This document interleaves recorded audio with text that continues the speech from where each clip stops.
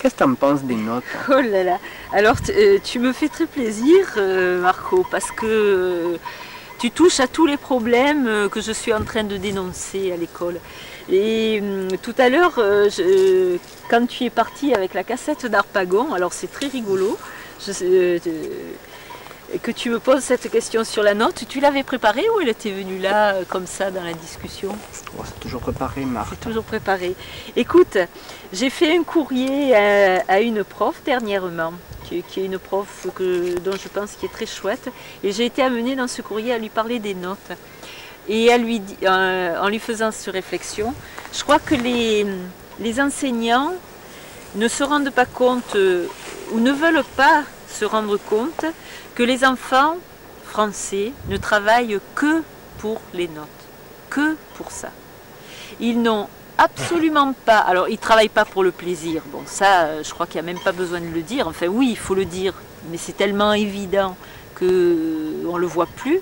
On peut se dire que c'est quand même malheureux de passer tout ce temps-là, que ce soit à l'école ou chez eux, dans le déplaisir, alors que la connaissance, la découverte, ça pourrait et ça devrait être un plaisir. Hein, on est heureux de découvrir des nouvelles choses, on est heureux de résoudre un problème, tout ça. Pour les enfants, c'est toujours un travail qui veut dire étymologiquement torture, je pense que tu le sais comme cette professeure de français sans doute. Et puis c'est un travail, tu peux faire des travails qui te rendent heureux. Là, le travail scolaire, moi je peux dire que j'ai jamais vu un enfant heureux de ce qu'il faisait à l'école ou de ce que l'école lui demandait de faire. Jamais. Bon. Moi je trouve que ça pose problème. Hein.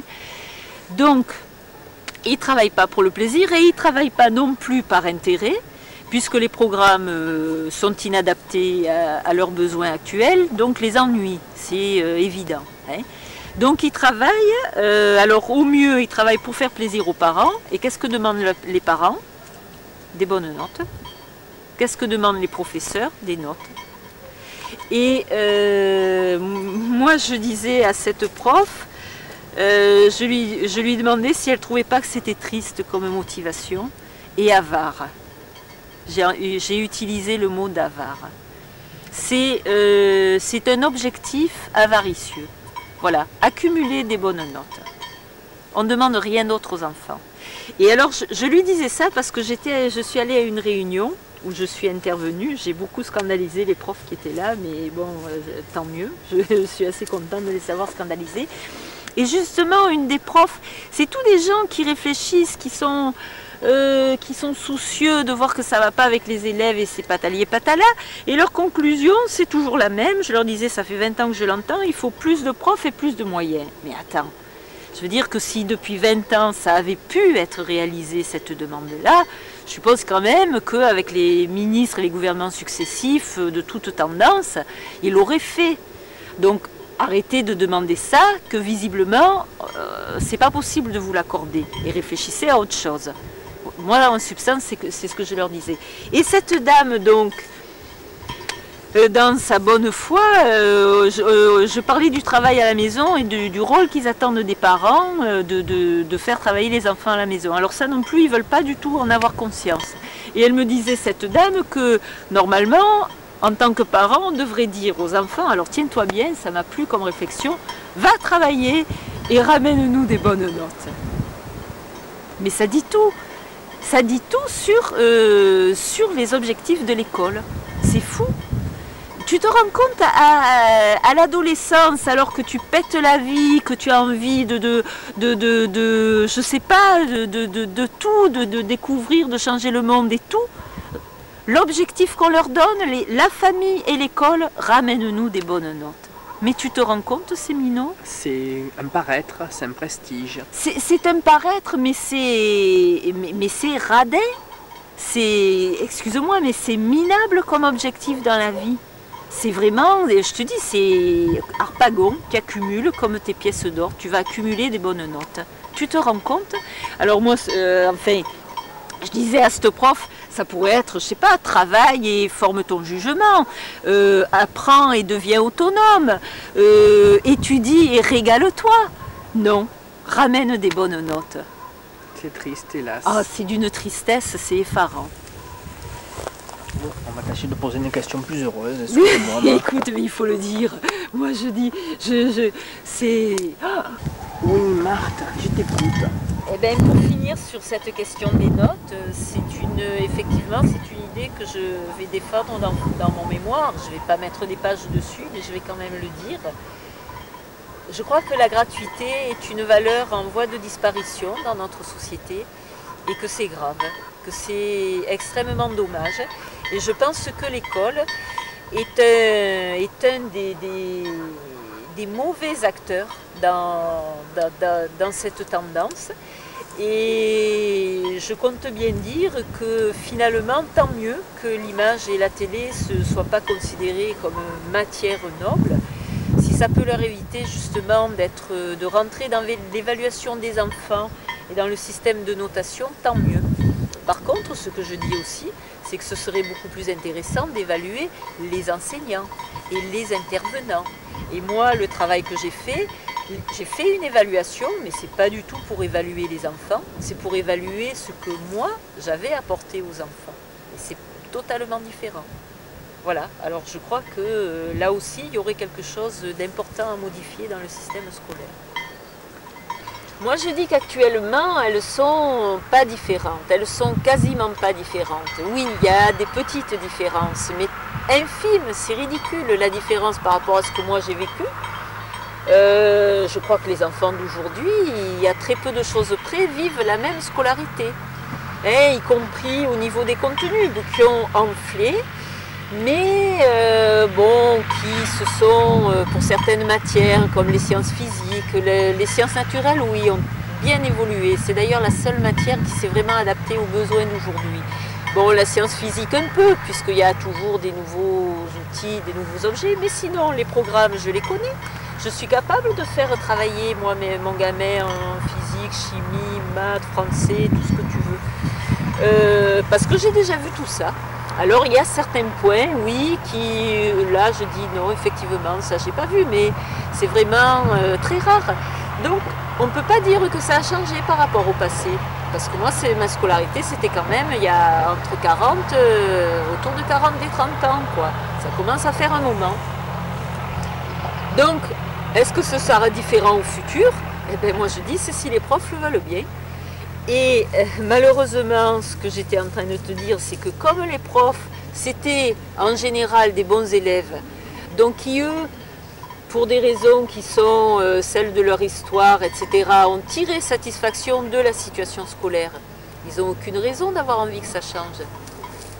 Et ils ont été formés en plus dans les IUFM et tout ça, sur leur matière et patali et patala, pour que ça se reproduise du pareil au même à travers les générations. Donc moi je suis très pessimiste. Quand tu vois les revendications à l'heure actuelle des profs, alors que ça va mal dans les écoles, il y a quand même, bon, il y a des taux de réussite au bac, mais il y a des gamins qui restent en rade, qui n'arrivent jamais rien à apprendre, qui répondent par la violence, et même les gamins qui réussissent, ils s'ennuient, ils souffrent, ils sont angoissés, ils sont stressés. Alors est-ce qu'il va falloir, comme au Japon, qu'il y ait plus de 300 gamins par an qui se suicident pour qu'ils comprennent? Voilà. Mais en attendant, quand il faut changer quelque chose, vraiment changer, il n'y a plus personne. J'en reviens toujours à ma colère. Mais en ce moment, c'est vrai que je suis très en colère contre eux. Je suis très en colère qu'ils aient réussi à faire virer le ministre qui proposait un vrai changement. C'est nul de leur part. Eh bien oui, bien sûr que non, c'est pas dépassé. Et j'allais te dire, c'est comme la religion. Ça vend du bonheur, politiquement parlant. La religion, ça te le vendait dans l'au-delà, au paradis. On te disait, bon, tu es malheureux sur cette terre, mais prends patience, ailleurs ça ira mieux. Et la télévision, elle le propose donc sur cette terre, de l'autre côté de l'écran, avec toutes les fictions, toutes les paillettes et tout ça que ça nous donne.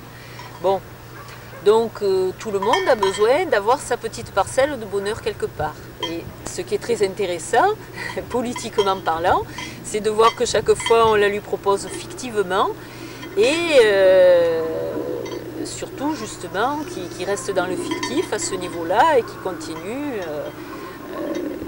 voilà, qui ne la recherche pas très exactement dans la réalité. Hein. Excuse-moi Marthe, mais moi je vois que c'est beaucoup plus dangereux que ça, si je peux me permettre. Oui. Quand on leur présente éventuellement aux adolescents des sitcoms où tu vois toujours des jeunes gens très beaux, très riches, Oui. on se demande, mais nous aussi on voudrait être très beaux, très riches. Oui. On ne nous propose pas autre chose, Oui. c'est des choses qui n'existent pas. Et après qui vont faire des hold-up ou j'en sais rien, ou casser des voitures pour pouvoir se procurer de l'argent facile, pour pouvoir être aussi très beau, très riche. C'est très dangereux en ce sens. Je suis bien d'accord avec toi, en tant qu'identification et modèle de société, je suis bien d'accord avec toi. On a une petite, la chamade, bon, elle a ses problèmes psychologiques, hein.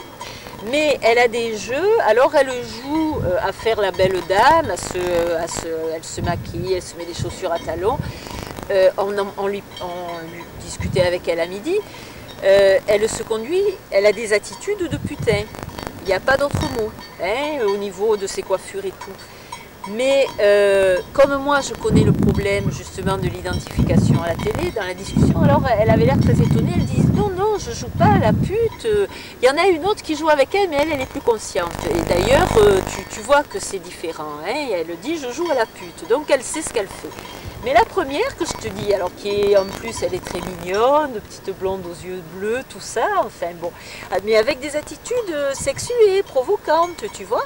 Alors que l'autre non, tu vois bien que c'est du chiquet, tu vois. Eh bien, cette gamine, elle te dit non, je joue pas à la pute. Alors je lui dis mais c'est d'autant plus grave si tu t'en rends pas compte. Et je lui ajoute ça, je lui dis mais tu sais les dames que tu vois à la télé, dans la vie c'est pas comme ça qu'on est, c'est juste au cinéma qu'on est comme ça. Elle me dit ah bon? Très étonnée. Voilà, je crois que ça dit tout, ouais. C'est vrai que les modèles, on nous propose des modèles, mais c'est pas nous qui les avons cherchés ces modèles, hélas. Et on les subit maintenant, ces modèles. Tout à fait. C'est vrai. Et ben, on revient à ce qu'on disait tout à l'heure, hein, que la pub joue sur nos tendances interdites. Donc on le disait pour la violence et sur les questions de sexe et de comportement comme ça, c'est pareil.